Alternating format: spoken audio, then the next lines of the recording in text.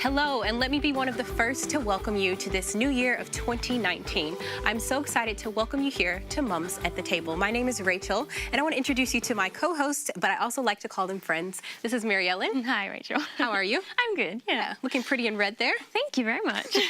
Fiona. Hi. How are you? Good. Yeah. Happy New Year. Happy New Year to you, Happy too. New Year, ladies.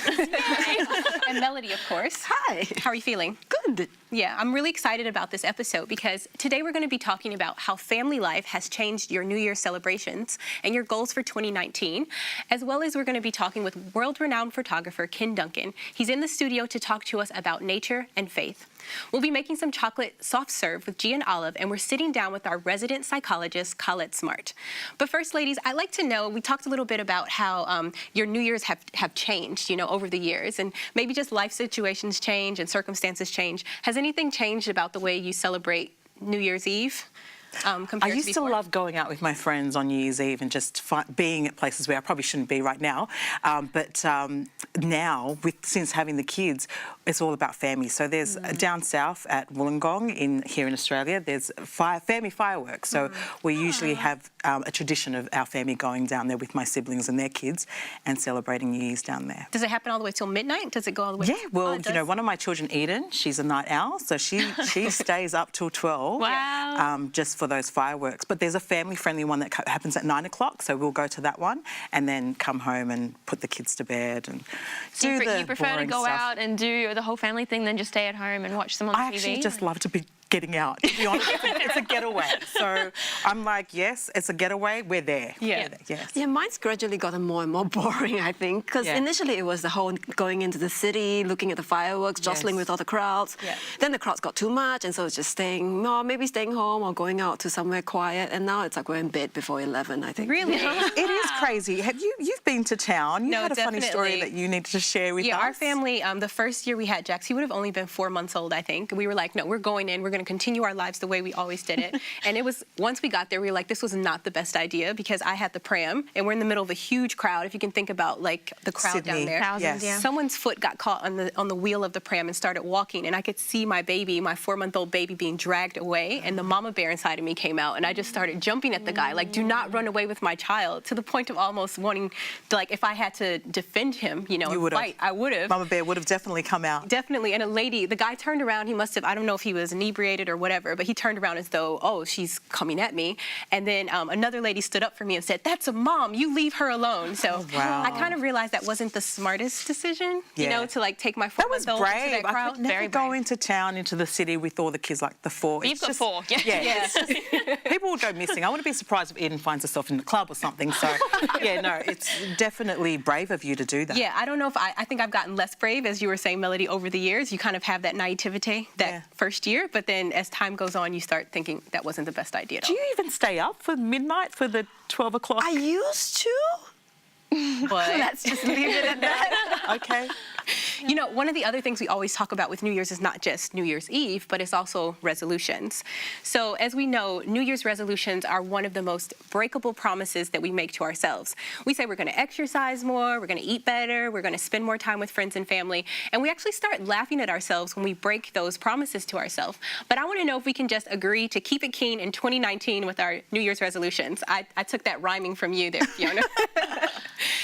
I have an idea that we make a little promise to ourselves instead of making it, I'm totally going to change my entire life around in one day idea. So ladies, I want to know, first of all, do we put too much pressure on this whole idea of New Year's resolutions and changing our entire life around in one day? I think so. I think why not change every day? Like every day as a mum is an opportunity for us to reset the button. We don't need to wait till the end of the year to change things. So I'm not really big on setting New Year's resolutions. I don't know, Mel, what about you? Probably the same thing as well. And I think, it is a lot of pressure. And when you're thinking like this year is going to be, I'm going to change my life completely around. You get to the end of the year and you realize, oh, actually, I haven't done it. That disappointment is actually quite bad for yourself as well. Yeah. So I like your suggestion about doing little things. So this year, I think mine would be go camping, I think. Oh, go camping, yeah. Just once? Or? Yeah. Well, we used to go camping, but we haven't since, talking about how kids change your life. So I think maybe just once for now, and then maybe more. I think that's a great idea. Yeah. There's a lot of family-friendly places that you can take your kids to, camping. And Did you go camping growing up, Yeah. or is that something you used to do? It was something my husband introduced to me. Okay. You have to learn to love camping. Yep. See, I'm the opposite when it comes to New Year's resolutions, and I don't have kids, so maybe it changes everything, as you're saying. But I find that the hype around New Year's resolutions, it's televised everywhere, everyone's talking about it. It's really motivating to me because I find, day to day, you should be making changes, little habits and things that improve your life. But why not embrace it when there's all that hype around it? But do you stick to your New Year's resolutions? Because I read somewhere, I think it was Finder.com, 8% of people actually stick to their resolution from when they 8%. started. Yeah. 8%. Wow. That's pretty low. Yeah, it's pretty Are you low. the 8%? It Yes, depends. she doesn't say. No, She's the top 1%. She ticked it all off by the first hour. No. See, I'll probably set like 5 or 6 for myself, and I'll probably keep 1 or 2. Yeah. So a lot of them fall aside. But for me, it's about making habits, because once you've made a habit, you don't have to think about that anymore. So I intentionally set my resolutions as something that is manageable, but also So, okay. What is one of them? Yeah, I was gonna Yeah. say, if we put you back on the level playing field with the rest of us who maybe sure. give us on our resolutions, what's something small that you think you might, implement this year?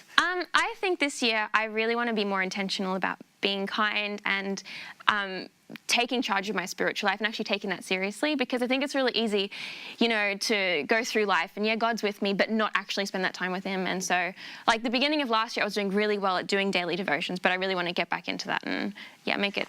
Do you commitment. find that when you don't spend that time with God, your life gets chaotic? Chaotic. Because that's how I So feel as a chaotic. mum.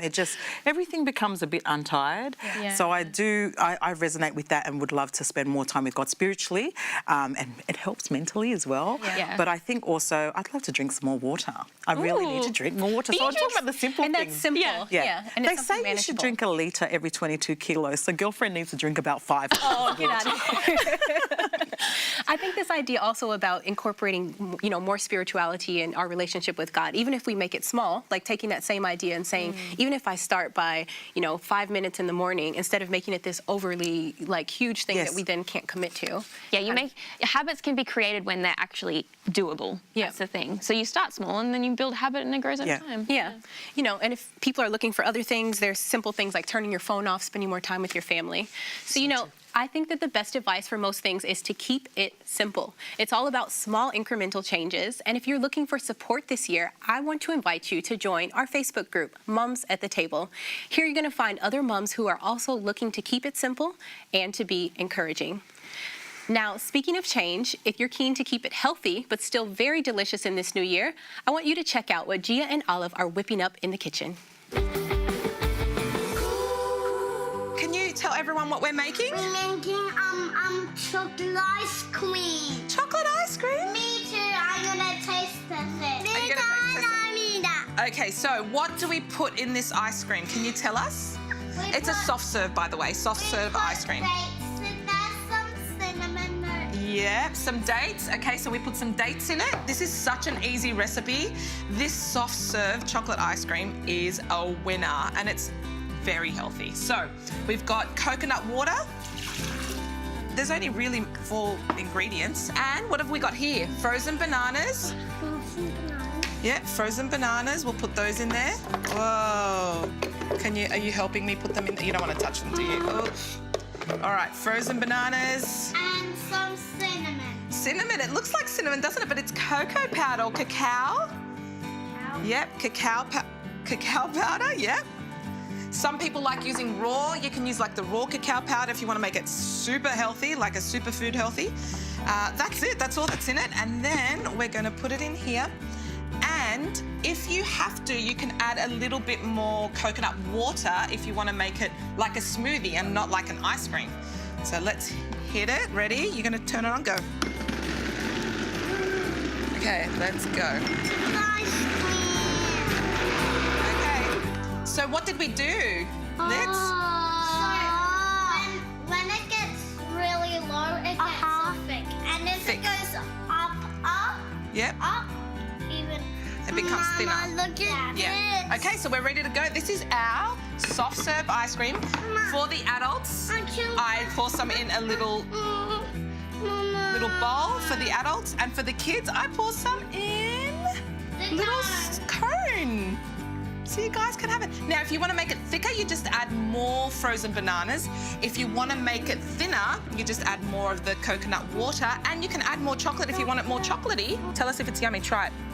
Is it yummy? Yay, it's a winner. So, enjoy.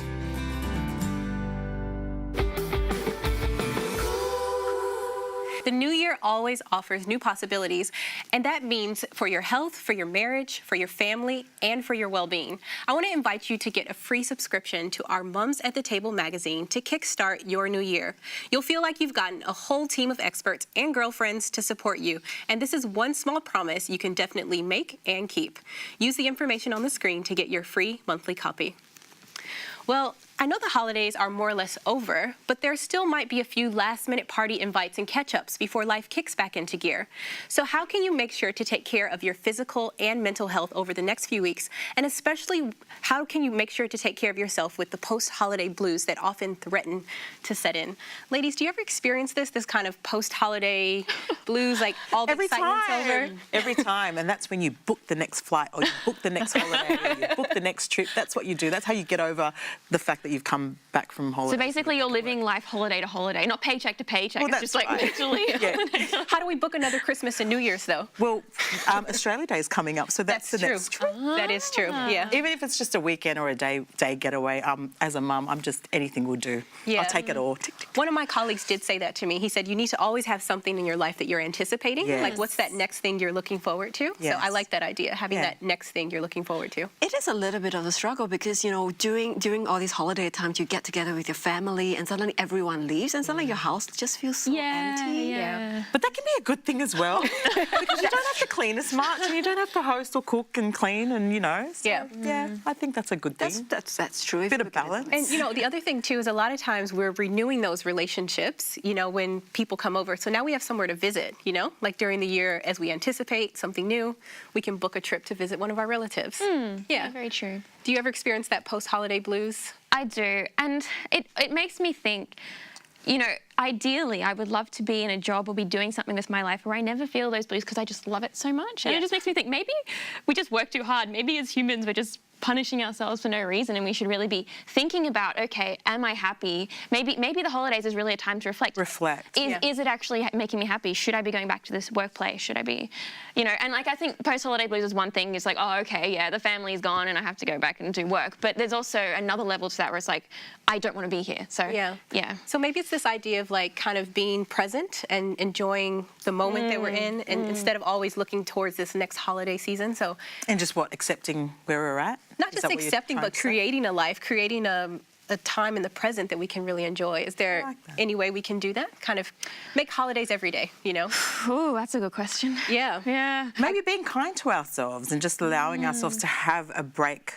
Especially as a mum, getting away for like 5 minutes, or if you can, going to the corner or hiding in the pantry, whatever it is you can do, just to be kind to yourself and remember to look after yourself as a mum. Because I think sometimes we forget that if you're not good, then your kids won't be looked after as well. So look after yourself. Be kind. It's so important, and we don't prioritise that enough. That's for sure. I don't think so. Yeah. How do you find that you find a break in your everyday life to be able to live in the present? I find a break by leaving in the morning to go to work.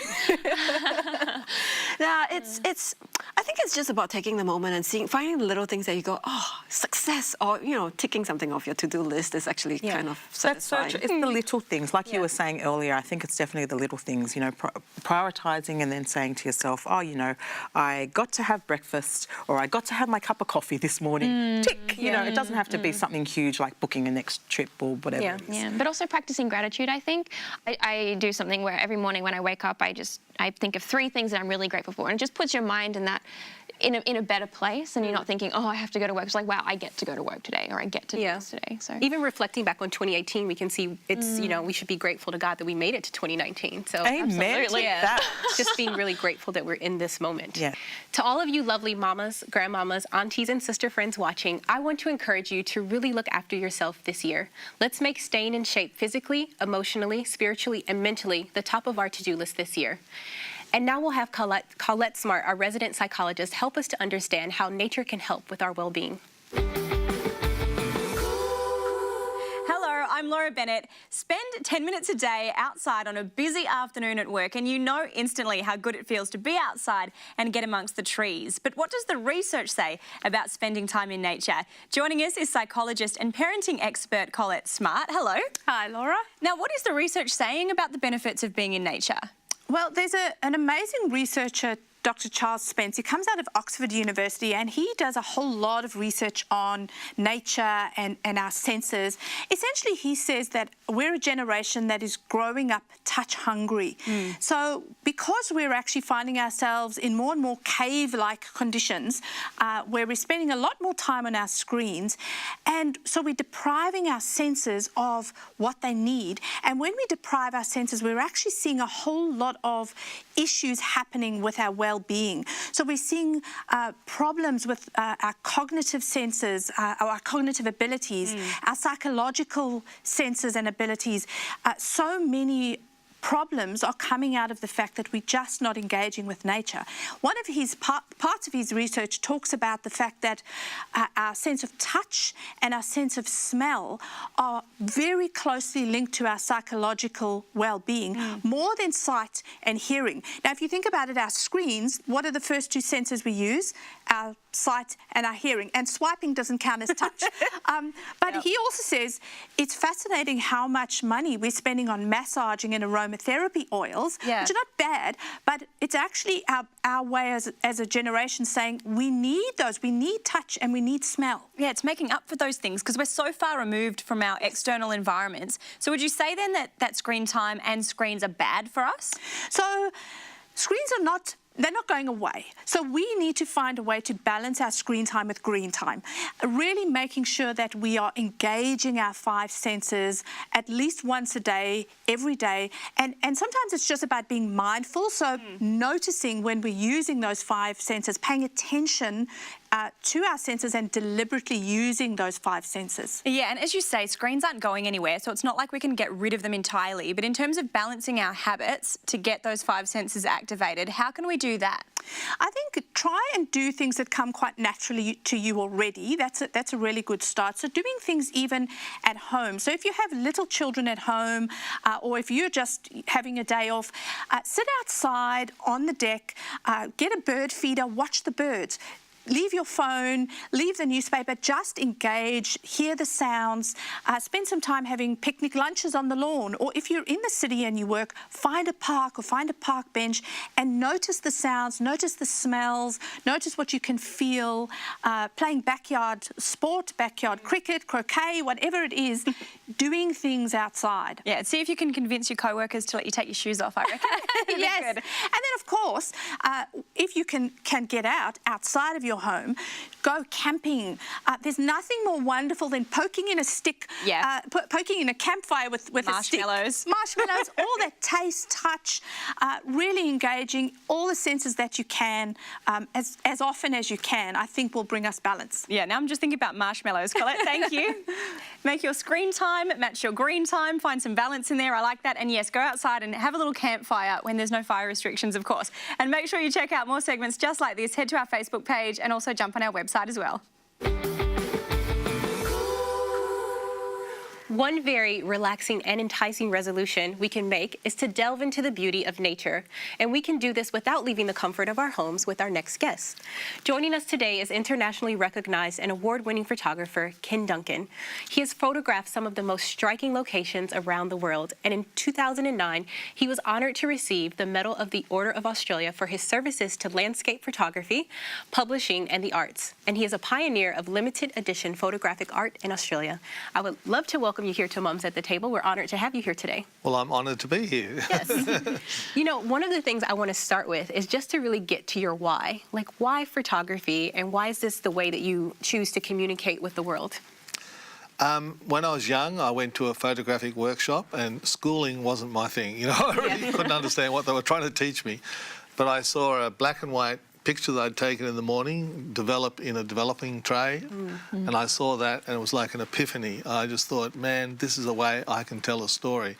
And from that moment on, to the detriment of my schoolwork and everything else, I just was obsessed with taking photos. And it's an amazing way to see life, you know. Yep. So. What did your parents say? Were they like, no, you have to have a real job? Or was it No, well, fortunately, I was still at school and there wasn't the pressure of a job, but I took over my mother's laundry, you know, and she was very gracious to let me, you know, have it as a dark room. And look, I used to take photos of all the good-looking girls at school, and sell them to the good-looking guys, and the good-looking guys, the good-looking, you know. So, and I found it a really good way to look at life because I was actually pretty shy at school. And you know how you get all these groups, you get the brainiacs, the nerds, and all the different the sporty people.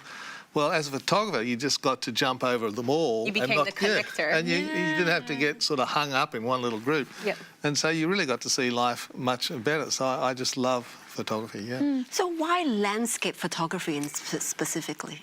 Well, I think there's so much stress in the world. I think people need to get back to the bigger picture of life. And that's what landscape does. It shows you the bigger picture. And I just found that I just loved going out there and seeing these beautiful scenes. And so, you know, my job, I love turning up every day. Someone said, you know, what's your hobby? And I said, photography. And someone said, you can't have your hobby as your job. And I said, why not? It works for me.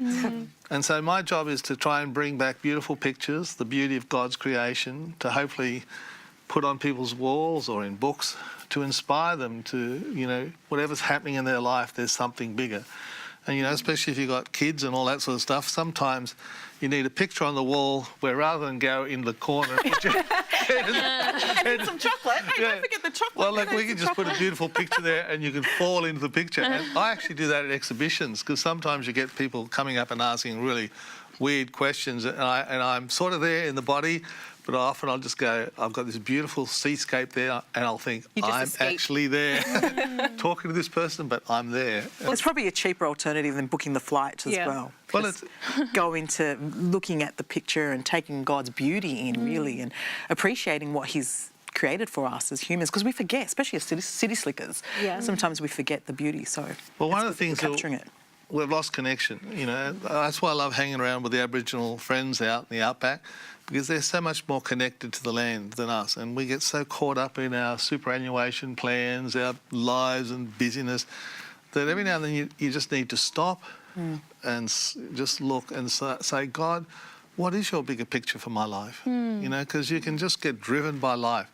And so that's what you need to do, I believe, every now and then. Just go out, look up at the stars and say, God, if you can hold all those stars up in the heavens above, no matter what problem I've got, you can deal with it. And, you know, we're all going to deal with stuff along the way. You know, life has twists and turns. Way of doing it to us. Does it get old, though? You know how if you do something again and again and again, it starts to lose its novelty? Does it happen to you when you go out into beautiful scenery?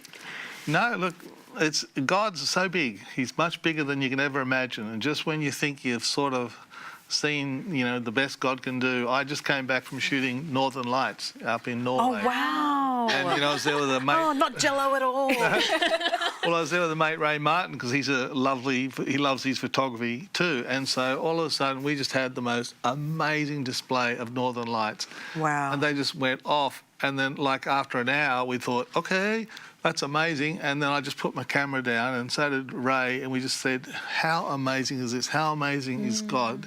So it was probably one of the most amazing things I've ever seen. But I just know God, He'll come up with something else too. So it's just a matter of waiting, and some of these amazing experiences happen. I think that speaks a lot because you've seen a lot of beautiful scenery and you still have that appreciation for it. So it must be that God is constantly creating something different that we can all take in. He is. And, you know, like even animals, all the different animals. I had a polar bear cuddling a sleigh dog. I was thinking, is he going to eat the sleigh dog or what? But he starts playing with the sleigh dog, and, you know, the sleigh dog bites a polar bear. If you're going to bite something, you don't bite a polar bear, but he's biting a polar bear. So I've always wondered when I've watched those, you know, National Geographic, that there is a photographer back there somewhere. What is that like being in it's called a hide, right? Yeah, look, the hides are good. That's more if you're doing birds or sometimes with wildlife, but I like to be more out with the wildlife sometimes. So you're there with them? Yeah, you just got to watch out they don't sneak up on you. Yeah. So do you camp out and wait for these moments, or do you just, you know, how do you plan your day to go out and capture God's sceneries and these shoots that you go on, these amazing shoots you go on? Well, look, you can do all the planning in the world, but then you've just got to go there and be open. Often I'll just go and say, God, what are we doing here? You know, you may think you know why you're there, but God's often got a bigger picture. And I love the excitement. And that's life, isn't it? Yeah. I know. That's life. And always be open to that, because, you know, sometimes I'm there and I think I'm there to take a picture, but no, I'm not. I'm there to help someone. Someone comes along and I need to talk to them about God, because, you know, it's more important to talk to them about God.